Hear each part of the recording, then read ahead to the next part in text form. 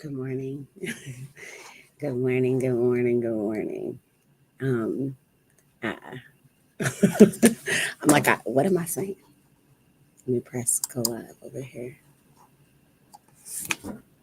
Good morning. Okay, so we're live in all the places. You all caught me at it is 7 a.m. Good morning. I'm Jackie Glassbama, Navy vet, certified doer, and the laced up legislator for the House of Delegates, 93rd District. I hope that you are well on this Thursday. I'm in the midst of preparing for a bill that I have to present this morning about local forensic labs accreditation, which can be interesting.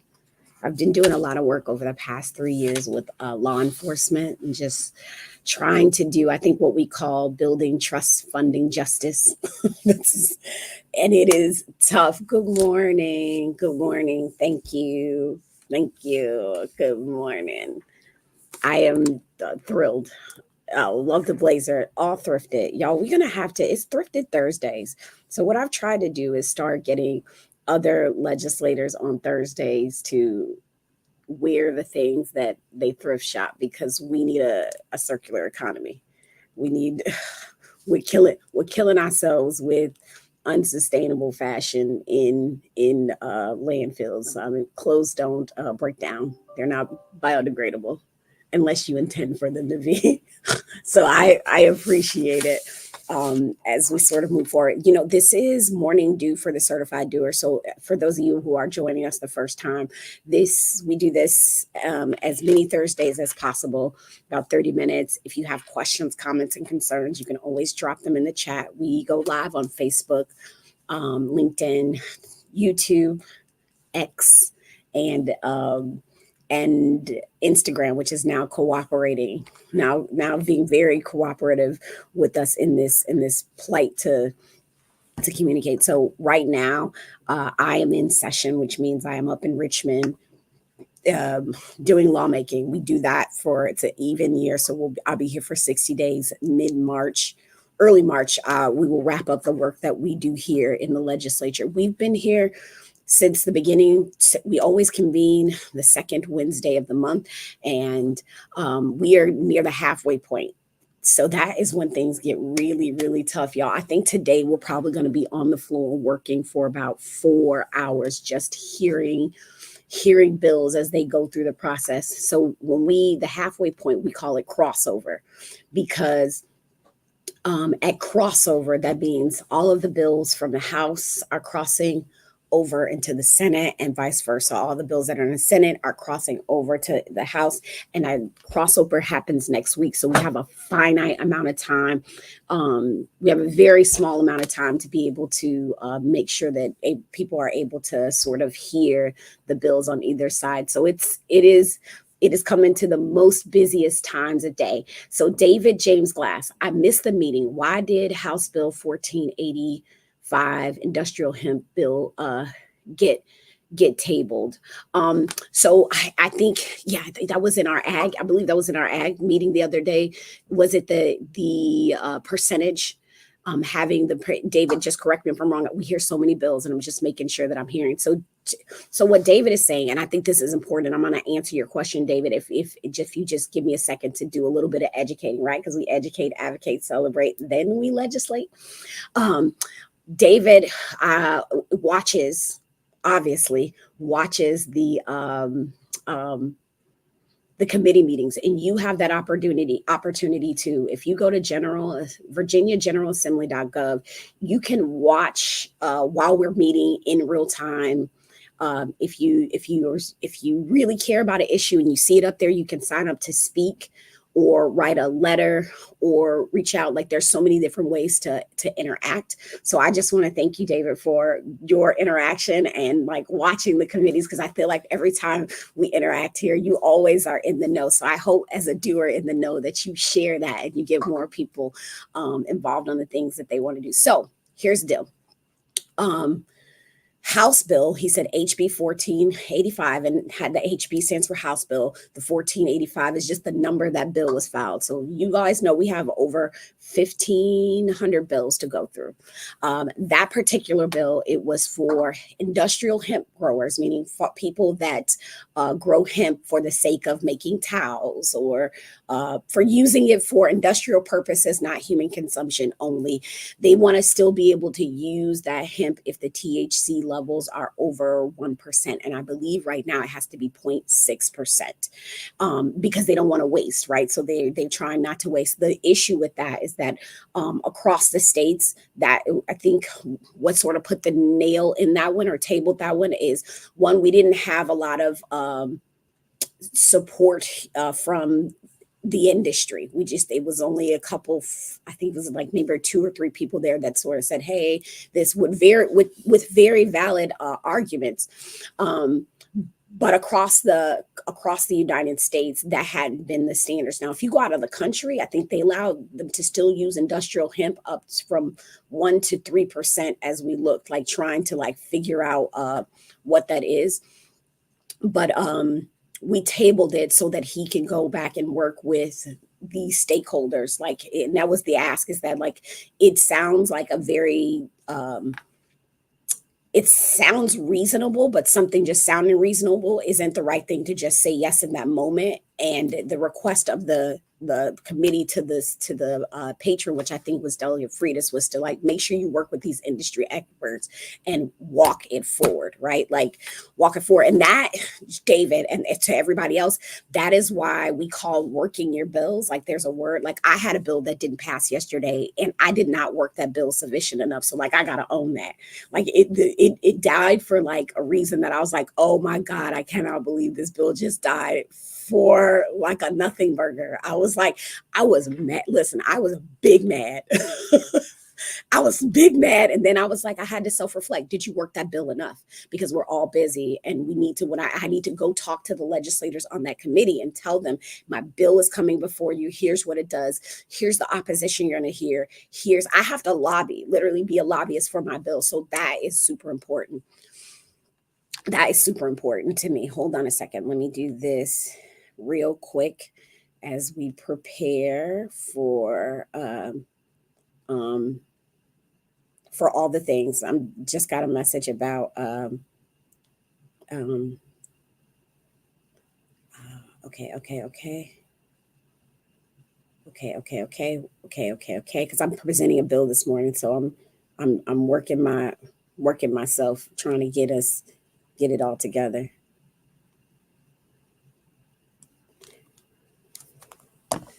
Okay, so Miss Design Life. Okay, Mr. Lions Life, your question is what checked on HB 642 and 4. I don't know about 412. If you can write in the chat what the status is of 412, then let me know. So House Bill 642, which is, I believe, my Creative Economy grant program, right? And correct me if I'm wrong. Thank you, Miss Charlene. I'm so glad that you love the Behind the Doer series. We do that for y'all. do that for y'all. I'll acknowledge that in a little bit too. But what happens is House Bill 642 has made it to appropriations, which means it has to go before the they blended it. Hold on, let me check.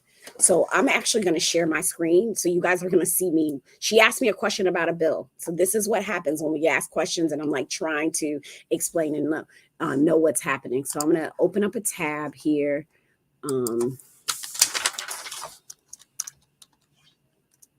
Yeah, you guys are you're gonna watch me do this because we trying to figure it out together so I can explain the question, hopefully answer the question in a very meaningful way.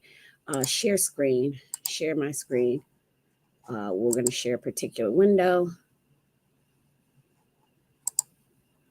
Okay, share. All right. Doing good here. Can you guys see this? So where I'm at is I'm on Legislative Information System, LIS. And that is where I look to find, and let's see if I can make this a little bit bigger so you guys can see it. Nope, it's not going to be any bigger. That's fine. So let's see if I make it full screen. Nope. Might as well stay where we are. All right, legislative information system. So I'm going to go to General Assembly members, right? Because I want to look up my bills. And then I'm scrolling down. There's a list here, and it's going to be a list of legislators. And I'm going to go down to glass, and I'm going to click on my name. So it's LIS, Legislative Information System, .virginia.gov. And then I'm going to head to Chief Patron because these are the bills that I have patroned. And then I am going to 620, 642.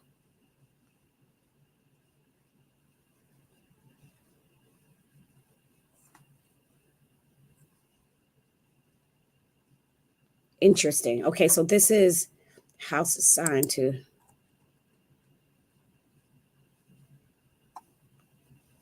Okay, let me see.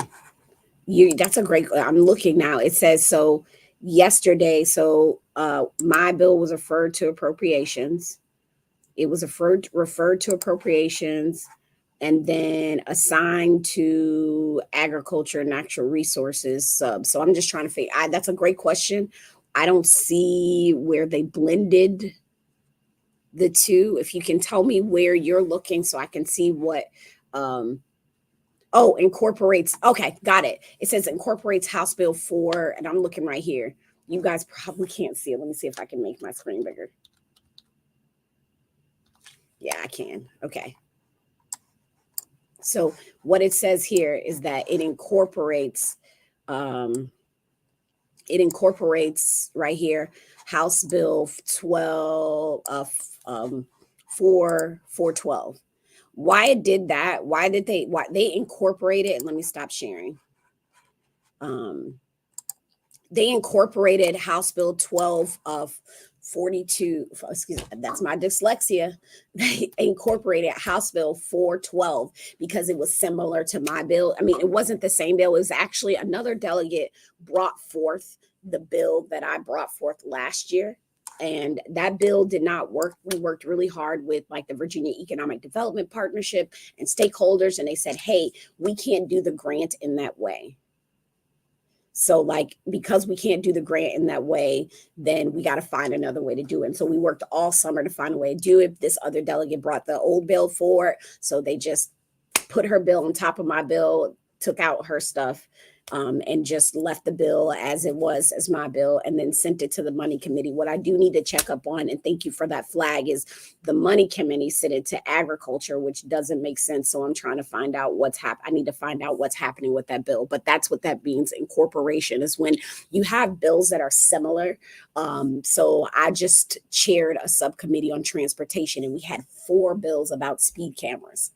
4, right? You can't. So I had to hear 4 separate bills about speed cameras, but each bill did something different. If we had passed all 4 of those bills on speed cameras, we would have a hodgepodge of legislation and policy on speed cameras. So we had to take some of those bills that were alike, incorporate them. That's what you say, like blended. She said it says blended or something. Incorporate those bills in together to make one bill. And we ended up killing that bill because we wanted those folks to go back to the drawing board together, or we carried the bill over to 2025. So it'll show that it's still an active bill, so that they can work on it and like come together and figure out what's going to be the best policy moving forward for speed cameras. So that same thing happened with the creatives grant, but it just hasn't been killed yet. So that's what I need to sort of look. That's what I need to look into right now is why did they send it back to ag?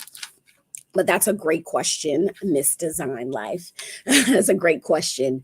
Any other questions? This is really good. And David, you're very welcome. We try to explain things the best way that we can. So certified doers, that's right. What we're looking to work for this bill. So hopefully I'm going to give, I should have an update, and thank you for that flag. Cause sometimes we're in rapid motion, and trying to get things done. But as I said earlier, and again, if you have any other questions about the process, just drop it in the chat. No, lady, I don't want to mess up Linaj, Lady Linaj, I think. Creators Grants, is it killed? Nope, it's not dead yet. I wish I knew how we can make it happen. Well, you all have done all the things. And as I said before, if you like an idea, if you love an idea, then the best thing that you can do is advocate for it. So, like I said, on Virginia General Assembly.gov, you can go there, you can write a testimony and say why this is important when the bill comes up. And I think we didn't do a great job because this bill popped up on us. It was like, all right, you're presenting it tomorrow. We should have had a social media thing ready to tell you, hey, to sign up to speak on behalf of the bill, because you can testify and say, hey, I'm a creative. This is why this is important. This is why this matters. We really need you guys to make that investment.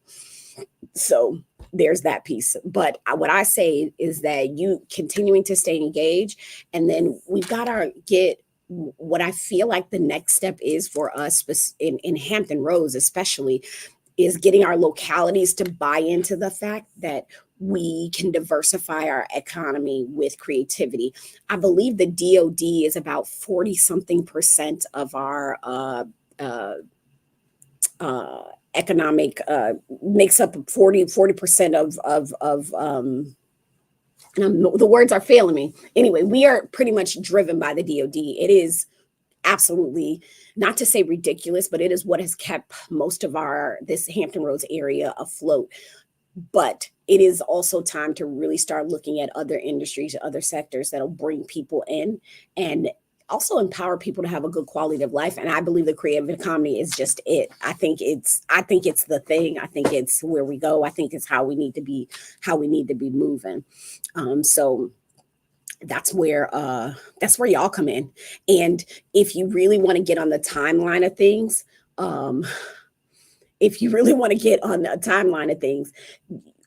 in May or June, I'm going to say June, if you have a good idea of something that you think you want to advocate for, that's when you need to be saying, hey, I've got this idea. I want to start pulling it together because I want you to bring it forth for next General Assembly. The only difference is next General Assembly, when we go back into session in 2025, I will have a bill limit. So I will only be able to carry, probably the limit is probably going to be like 15 bills.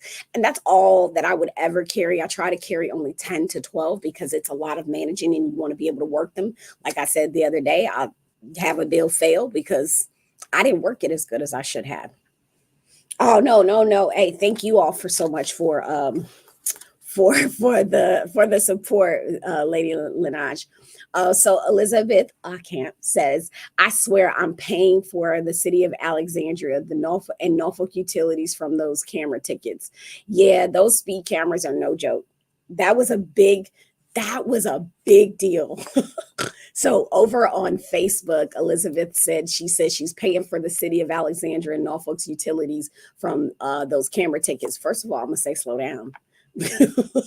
Stop getting tickets, okay? First of all, take it easy.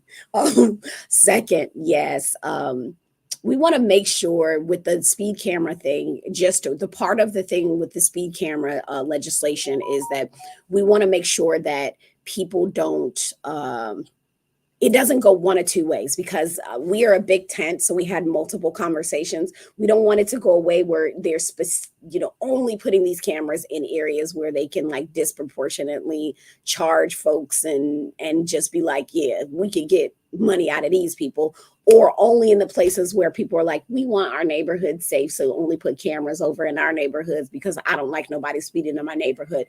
We wanted to make sure that there's some data and evidence base as to where these speed cameras can go. And I learned so much. The Department of Transportation has a website. And if you're interested, please reach out. Has a website whereby we can look and see where the hot spots are, where accidents, specifically pedestrian accidents, have happened across the city. So it is a good way to say, like, if we're putting up these speed cameras, then we have evidence as to this being a spot where it's much needed. Right. And we're automating justice. And so there's some things, what I mean by automating justice, we're automatically we're lessening police interactions, which can be an amazingly great thing, but also can be burdensome because you have to prove, if it wasn't you, what if it was my son driving my car and then I get that ticket? So like thinking those things through, I think we got some good champions. There is Delegate Jones, Delegate Shin, Delegate Loeffler, Delegate Seabold, and Delegate Runyon, all five, there were five speed camera bills. All five of those people, like they are charged with going back to the table, working together, coming up with something really amazing, and then bringing it back next year. It's a big deal. Tage, good morning. I appreciate you too. I saw you in the audience the other day. I waved, but you didn't see me, so I looked like I was waving to the ceiling. But good morning. It's awesome to see you here.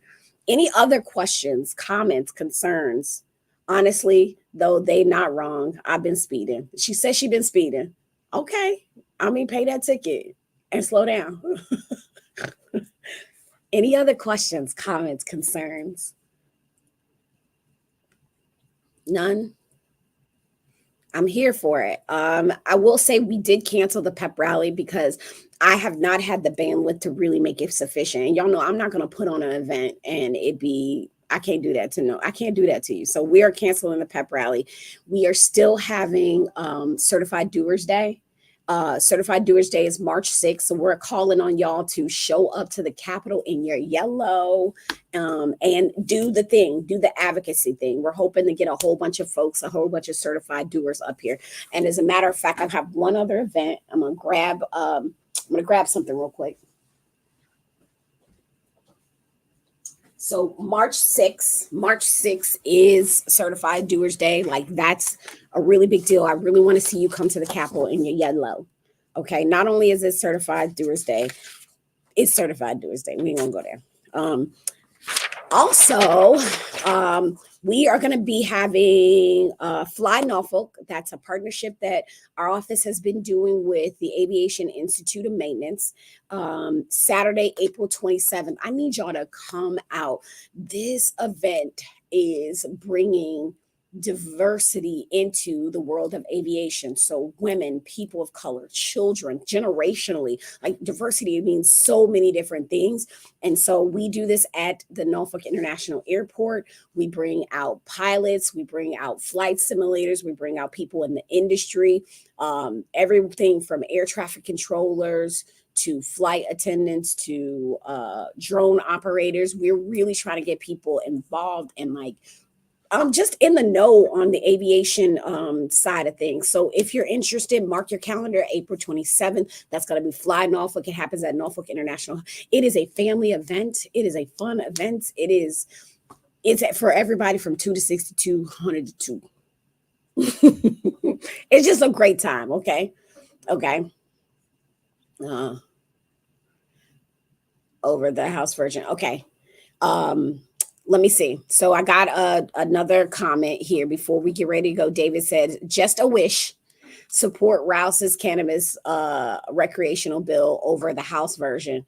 Okay, so when that comes over, I know that I need to do some heavy reading on that bill because in talking to some folks, that far as I know, that version got watered down to a place where it is missing the one piece that has to happen when we start doing marijuana business and the equity piece. Let me tell y'all how serious I am about equity. You see that? I am not playing. I'm super serious. We not doing that. Okay. Fist up. All right, maybe I should do it this way. Okay. Like there has to be some components in there and we do have to walk this forward. Because we're just allowing the black market to just expand itself. So yes, I am with it. We'll need to read his bill. I have not done that because it has not, we have to prioritize. When it comes my way, I'll read it and then we'll catch up with each other on this, on the lives or via email. So Layla said, is it in the airport? It is in a hangar. So Fly Norfolk happens in a hangar, the signature airport terminal. It's the general passenger terminal off to the side of the airport. And it's actually in Virginia Beach, which is weird because pieces of the airport are in Virginia Beach. So you would be able to come to, it's a small area. It's on Miller Store Road. That's what it is, Miller Store Road. And right by the outlets, the piece of the airport that's by the outlets. And so it's inside this huge hangar. that is attached to the airport. So that's where Fly Norfolk will be again Saturday, April 27th, March 6th, is it Tuesday or Wednesday? March 6th is Certified Doers Day. So we're calling y'all to come up to the Capitol in your yellow and then advocate for the things that matter for you. A couple more questions, then I got to get moving because I have to present this bill on forensics accreditation. I'm really excited about it. David says the 2.4 million investment for just some businesses creates another mini monopoly, and that's what I don't want. That is exactly what I don't. Versus Roush bill, which leans towards an even start for small folks. The small tiers need to grow, outdoor grow too. Concur, and that's what I was talking to some of the advocates about. And I'm very much so when it comes to the marijuana piece of how we do this moving forward. I am ignorant in the conversation, but it isn't willful ignorance. There's just some things that I need to learn in order to be more informed to take that vote. I have not really had to vote on any legalization bills yet. So there's opportunity for those of you guys who are in the industry. There's educate, right? Our pillars: educate, advocate, celebrate, legislate. So if you're in that area, in that space, this is a real opportunity. If you feel like there's something our office should know as we walk forward, then we welcome the education piece from everybody. Okay, because that's how we learn and grow. That's how we do. All right, so I gotta run. I know. But I want to thank you for taking your time out this morning and coming up to be for doing the morning dew. That's how we get stuff done. People like you coming on the morning dew. As always, I am Jackie Glass, Mama and Navy vet, certified doer, and the laced up legislator for the House of Delegates 93rd District. So grateful to serve. I hope you guys stay engaged. You can always reach us at 757-472-1293, or you can email us at deljglass, Del for delegate, jglass@house.virginia.gov. Virginia is spelled out. We are here. All right. Be well. I'll catch you guys on the flip side.